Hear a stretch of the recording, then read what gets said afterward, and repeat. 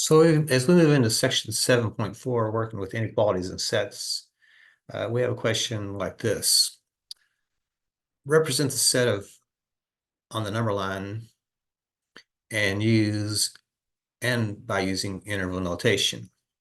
So we got a couple of things going on here. So we want to describe this set on the number line.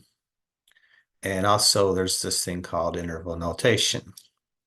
So remember, to start with, inequality symbols, if the symbol points to the left, it's a less than symbol. So a lot of times in algebra, we think of these more as arrows as well. So if it points to the left, it's pointing to the smaller direction. Because remember, as you go left, you're getting smaller and smaller. So this symbol here is the less than or equal to.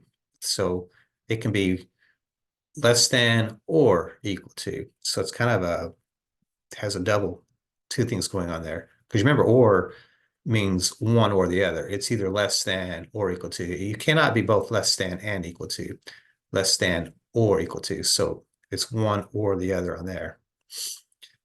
Notice how this one's pointing to the right, because going to the right is increasing in value. So this is our greater than symbol. So again, these are like arrows. So it is greater than, and then this is our greater than or equal to symbol. Now, if I look at our statement above, we have -6 is less than or equal to x, which is less than or equal to a -2. This is also described as a between statement. So as a between statement, what this is saying is -6 is the furthest left that you can go, and -2 is the farthest you can go to the right. Notice how you can include the -6, so we can use a solid dot there to include. And we also include the -2. So this is what we refer to as inclusive. So this inequality has what's called a left boundary and a right boundary, and our solution is going to be in between. So this is kind of described as a between statement. So this is called a compound inequality. You have to abide by two boundaries. So if I want to read this, you actually have to read it from the inside. If I want to read it correctly, what this means is x is greater than or equal to -6, and x has to be also less than or equal to -2. Both of these things have to be true. To be greater than or equal to -6 means you have to be to the right of -6. But at the same time, you have to be less than -2, which means you have to be left of -2. So what happens is you're bounded between -6 and -2. So that's what the graph would look like, is that. Now, when we talk about interval notation kind of looks like ordered pair stuff.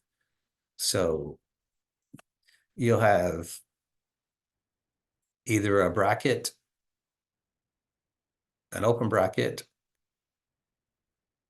and a closed bracket, or you can have an open parenthesis and a closed parenthesis, things like that, or you can have a combination of those. So you can also have combinations.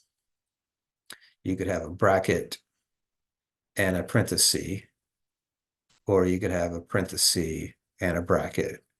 So those are different examples.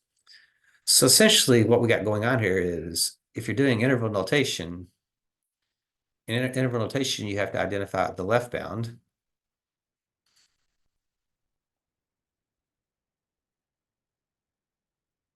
If it's included, you use a bracket. If the left boundary is not included,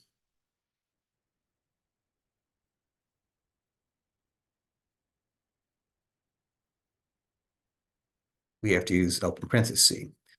And after you find that, then you go over here and identify the right bound, the right boundary. If the right boundary is included, you would use a closed bracket.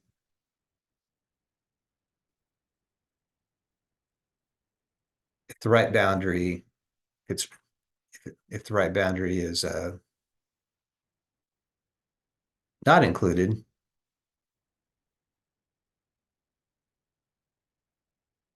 we have to use a close parenthesis.